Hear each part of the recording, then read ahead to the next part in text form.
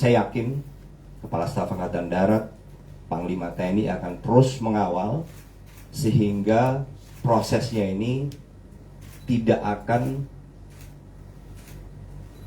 misalnya melenceng arahnya, tetapi benar-benar pada fokus pada kejadian sebenarnya dan sesuai dengan data-data dari saksi.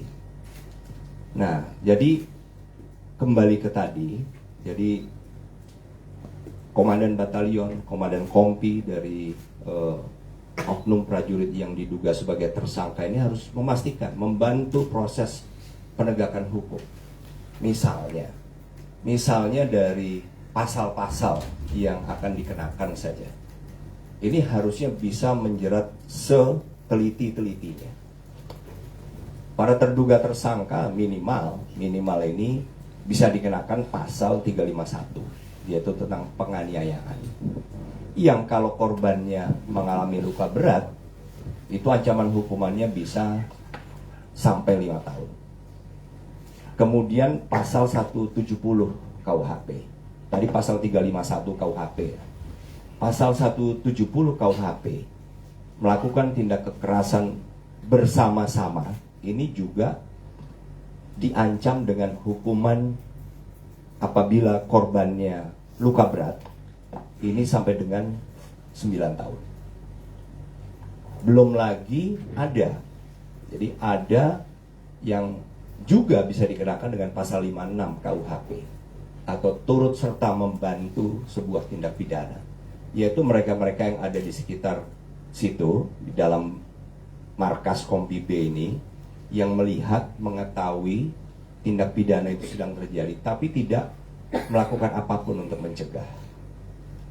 Dan ini semua harus dilakukan secara teliti, sehingga semua yang terlibat ini bukan hanya yang melakukan tindak penganiayaan, tetapi juga yang membantu tindak pidana penganiayaan ini terjadi dan tidak ada yang menghentikan. Nah, kemudian jadi ini yang menurut saya minimal pasal 351 KUHP, junto pasal 170, tapi juga ada pasal 56 KUHP. Dan juga yang jelas kita akan selalu mengingatkan melalui tim hukum dipimpin oleh Mas Todo Mulya Lubis bahwa memang ada dalam Undang-Undang Nomor 31 Tahun 97, khususnya pasal 183, ini memungkinkan penggabungan antara gugatan ganti rugi dengan tindak pidananya. Dan kita akan memastikan, tim hukum akan mengingatkan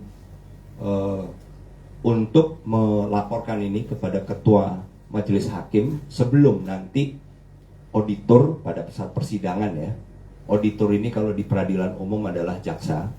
Sebelum nanti auditor membacakan tuntutan pada terdakwa. Ini kita pastikan tim hukum akan mengingatkan sehingga kita bisa melaporkan kepada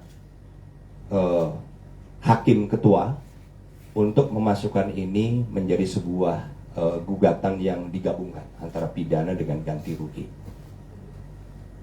Jadi hal-hal inilah yang kemudian kita akan kawal, termasuk salah satu kemungkinan adanya pasal tambahan, yaitu pasal 333 KUHP, yaitu merampas kemerdekaan dengan menyekap. Dan apabila yang dirampas kemerdekaan dan disekap ini kemudian luka berat, ini tuntutan hukumannya juga 9 tahun.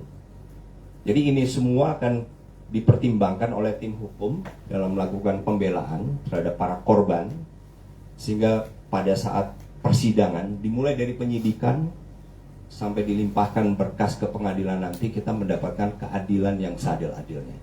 Dan kita mulai dari sekarang untuk memastikan pelimpahan berkas dari penyidik, yaitu polisi militer, ke auditor, itu sudah meliputi semua yang akan kepada para tersangka.